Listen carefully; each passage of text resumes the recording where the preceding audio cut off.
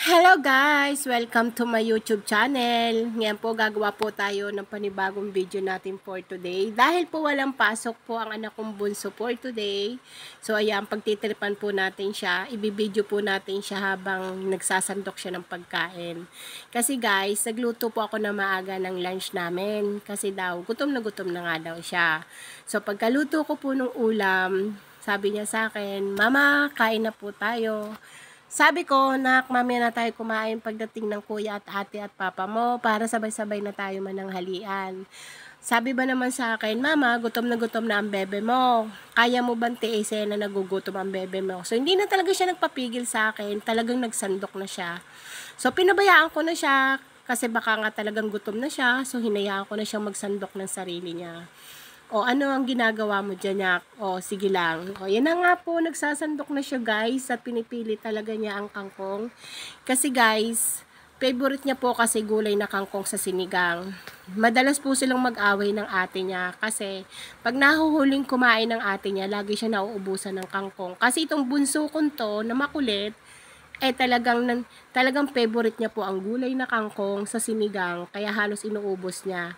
O, 'di ba? O, hindi niya alam kung ano yung gagawin niya kasi nahihiya siya, guys. Ayaw niya magpa-video kaya yung paikot-ikot. O, 'di ba? Binuksan pa yung lagay ng pinggan dahil nga nahihiya siya dahil hindi niya alam na binibidyo ko siya. Tapos, sabi ko sa kanya, okay lang yan na kasi hindi naman malalaman ng iba na matakaw kang kumain kasi hindi ko naman ito i-upload. So, yun na nga po, nagsandok na siya. Puro gulay po yung sinasandok niya. Talagang napakapasaway ng anak ko to. Grabe, oh. Sige lang, sige, sandok ka lang ng sandok dyan. Ubusin mo yan. Mag-aaway na naman kayo ng ate mo pag nakita niya yung wala na namang kangkong. Oh, sige. Talagang ayaw yung tigilan ng pagsandok. No, ayan na nga po guys, nakasandok na po siya ng ulam niya. At hulaan nyo guys kung yung ginagawa niya. Dinudurugan lang naman po niya ng sili. Kasi mahilig din po silang magsili. Nagmana po sila sa akin. Kasi mahilig din po ako maglagay ng sili sa ulam ko.